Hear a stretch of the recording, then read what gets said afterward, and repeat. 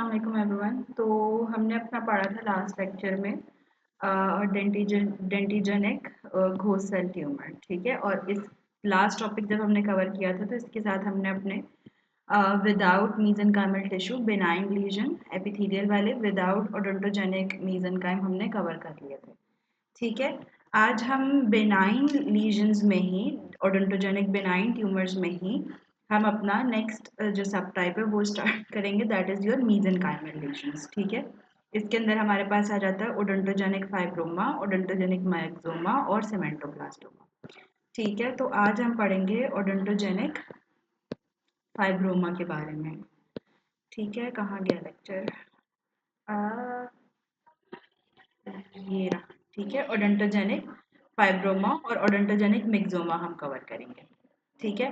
तो let's talk about odontogenic fibroma. Odontogenic fibroma जो होता है हमारे पास एक रेयर नियोप्लाज्म है, ठीक है। सी एक रेयर नियोप्लाज्म है जिसकी कैरेक्टरिस्टिक वेरिइंग अमाउंट क्या कैरेक्टरिस्टिक क्या है, कैरेक्टराइज किस चीज़ से होता है ये रेयर नियोप्लाज्म?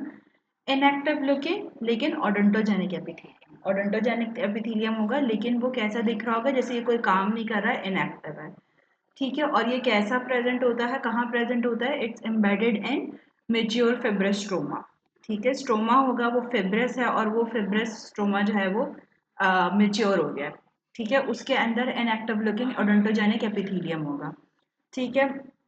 क्लिनिकल और रेडियोग्राफिक फीचर्स की अगर हम बात करें तो स्लोली ग्रोइंग पेनलेस स्वेलिंग होती है, जॉ की स्वेलिंग होती है और अक्सर इसके साथ कॉर्टिकल एक्सपेंशन होती है जिसकी वजह से हमें फिर फेशियल डिफॉर्मिटी वगैरह भी दिखती है, ठीक है। अच्छा, ये ट्यूमर होता है ये अक्सर यूनिलॉक्यूलर होता है, ठीक है। साथ साथ इसके जो मार्जिन होते हैं वो वेल डिफाइंड होते हैं, ठीक है। सॉरी मुझे कफ हो रहा है बहुत ज़्यादा। जो इसके मार्जिन होते हैं वो वेल डिफाइंड होते हैं और कॉर्टिकेटेड होते हैं। अच्छा, रेडियोग्राफ पे ये हमारे पास दोनों लीजन शो करता है, रेडियोलूसेंट भी और रेडियोपेक भी। और इसके अक्सर जो मार्जिन होते हैं कभी कभी ऐसा हो सकता है कि इसके स्कैलप मार्जिन हो, वेल डिफाइंड कॉर्टिकेटेड आउटलाइन ना हो, ठीक है। तो ये थे इसका क्लिनिकल और रेडियोग्राफिक फीचर्स। हिस्टोपैथोलॉजी में हमने क्या याद रखना है कि जब हम इसको स्लाइड अंडर द माइक्रोस्कोप देखेंगे तो सेलुलर, फिब्रोब्लास्टिक और कोलेजनस कनेक्टिव टिश्यू हमें दिखेगा, ठीक है, जो कि इंटरवूवन होगा।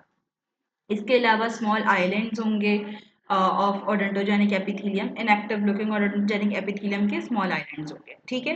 हिस्टोपैथोलॉजी में हमें क्या याद रखना है? सेलुलर, फिब्रोब्लास्टिक, कोलेजनस कनेक्टिव टिश्यू है और उस कनेक्टिव टिश्यू के अंदर हमें क्या है कि स्मॉल आइलैंड्स या शॉर्ट स्ट्रैंड किसके दिख रहे हैं? इनएक्टिव लुकिंग ओडोंटोजेनिक एपिथेलियम के। मैनेजमेंट इसकी क्या है कि odontogenic fibroma is generally treated by local E nucleation और क्यूरेटार्ज, ठीक है। लोकल इनिक्लेशन करेंगे, क्यूरेटार्ज करके कर देंगे क्योंकि इसकी रिकरेंस बहुत रेयर होती है और अगर कभी आ भी जाए तो इसका मतलब ये होता है दोबारा अगर हो जाएगी इसका मतलब ये होता है कि सही से रिमूवल नहीं हुआ था, कोई ना कोई टिश्यू पीछे रह गया था, ठीक है। अच्छा, दूसरी बात इसमें बस यही लिखा हुआ है कि अगर ये बड़ी हो जाएगी, ठीक है, तो फेशियल डिफॉर्मिटी आएगी और ये मोस्टली वहीं पे होती है जहाँ पे आपको एक्सेस नहीं होता हेल्थ केयर को, नहीं तो ये बहुत आसानी से ट्रीट हो जाती है, ठीक है। अच्छा, तो ये था हमारा ओडोंटोजेनिक फाइब्रोमा के बारे में। अब हम नेक्स्ट बात करते हैं ओडोंटोजेनिक मैक्सोमा। ओडोंटोजेनिक मैक्सोमा को हम फिब्रोमायोक्सोमा भी बोलते हैं, ये लिखा हुआ है, ठीक है। ये इंट्राओसियस नियोप्लाज्म है जिसकी कैरेक्टरिस्टिक क्या है? स्टीलेट और स्पिंडल शेप शेल्स। कैरेक्टरिस्टिक क्या है? स्टीलेट और स्पिंडल शेप्ड सेल्स, ठीक है। ट्यूमर जो है ये सेकेंड मोस्ट कॉमन ट्यूमर है। फर्स्ट मोस्ट कॉमन ट्यूमर कौन सा है? आफ्टर अमीलोब्लास्टोमा। पहला मोस्ट कॉमन है अमीलोब्लास्टोमा, सेकेंड मोस्ट कॉमन है हमारा ओडोंटोजेनिक मायोक्सोमा, ठीक है। टारगेट कौन होते हैं इनके? चिल्ड्रन और यंग एडल्ट और 2/3 ऑफ क्या बोलते हैं मायोक्सोमास कहाँ पे और होते हैं हमारे पास? मैंडिबल में, और मैंडिबल में भी कहाँ पे? मोलर रीजन के अंदर, ठीक है। क्लिनिकल और रेडियोग्राफिक फीचर्स में अगर हम बात करें तो क्लिनिकली हमारे पास ये जॉ एक्सपैंड करेगा अगर मैग्जिला के अंदर होता है, क्योंकि ज़रूरी नहीं है, मोस्टली मैंडिबल में होता है लेकिन कभी कभी मैग्जिला में भी हो सकता है। अगर मैग्जिला में होगा तो मैग्जिलरी साइनस को ऑब्लिटरेट कर देगा, इसको वो कर देगा, ठीक है, ऑब्लिटरेट कर देगा।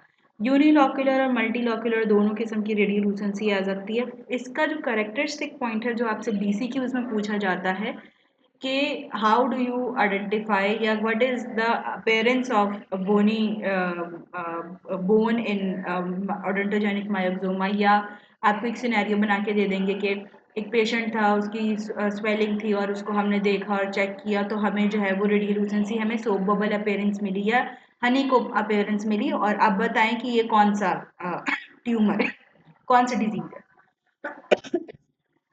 तो आपने ये बात याद रखनी है कि ओडोंटोजेनिक मिक्सोमा जो होता है उसके अंदर हमें सोप बबल अपेयरेंस मिलती है या हमें हनीकॉम अपेयरेंस मिलती है। ठीक है, ये आपका ना बीसीक्यूज में आपसे पूछा जा रहा होता है या इसकी बेसिस पे इसका कोई बीसीक्यू बनाया हुआ होता है। ठीक है, इसके अलावा वेल डिफाइंड और कॉर्टिकेटेड मार्जिन होते हैं, इसकी रेडियोलुसेंसी होती है। जिस दांत के साथ ये इन्वॉल्व है उसके एडजेसेंट टूथ की ये डिस्प्लेसमेंट भी कर सकता है, उसकी रूट रिजॉर्प्शन भी कर सकता है। ठीक है, हर केस में नहीं होता, किसी ना किसी में होता है। हिस्टोपैथोलॉजी के लिए अगर बात करें तो ग्रेट वाइट कलर का मास होता है, ट्रांसल्यूसेंस म्यूकिनस अपीयरेंस होती है उसकी। ठीक है, फाइन वाइट कोलेजनस बैंड्स होंगे इस ट्यूमर के अंदर। इसके अलावा रैंडमली ओरिएंटेड ओवल स्टीलेट या स्पिंडल शेप सेल होंगे। रैंडमली किसी भी शेप में ना स्टीलेट होगा शेप, या ओवल होगा, या स्पिंडल शेप सेल्स होंगे जो कि एक अनास्टोमोसिंग में मतलब एक जाल लाइक तरीके में साइटोप्लाज्मिक के अंदर पड़े हुए हैं। ठीक है, जो न्यूक्लियस होता है वो सेंट्रली प्लेस होता है, और जो अक्सर ये मेक्सोमास जो होते हैं इसके अंदर हमारे पास कोलेजनस फाइब्रस कंपोनेंट जो होता है वो बहुत ज़्यादा होता है। ठीक है, तो ये था इसका हिस्टोपैथोलॉजी। और मैनेजमेंट यही है कि इसको हम क्यूरेटार्च के थ्रू निकाल देते हैं। रियकरेंस जो है वो अबाउट 25% ऑफ द लीजन में होती है, लेकिन मेटास्टेसिस नहीं। ठीक है, प्रोग्नोसिस अच्छी होती है और मेटास्टेसिस नहीं होती है। रियकरेंस होती है 25%, वो भी तब होती है अगर सही से रिमूव नहीं किया जाए। और अगर ये मैक्सिलरी लीजन है तो जैसे मैंने बताया कि अगर आपका मैक्सिलरी साइनस को ऑब्लिटरेट करेगा तो फिर ये it can extend into the cranial base as well. ठीक है, ये बात इधर लिखी हुई है। ठीक है, इट कैन मैक्सिलरी रीजन्स में एक्सटेंड टू क्रेनियल बेस। तो ये था आपका सारा ओडोंटोजेनिक मैक्सोमा और ओडोंटोजेनिक फिब्रोमा के बारे में। ठीक है, नेक्स्ट लेक्चर में हम पढ़ेंगे इसकी लास्ट टाइप जो कि सीमेंटोब्लास्टोमा, उसके बाद हम अपने मैलिग्नेंट लीजन स्टार्ट करेंगे। इस लेक्चर में कुछ समझ में ना आए और पिछले लेक्चर में कुछ समझ में ना आए, do comment down, follow and subscribe my channel, follow me on Instagram, I go by the name of doctor Barira Mushtaq. Thank you, Allah हाफिज़।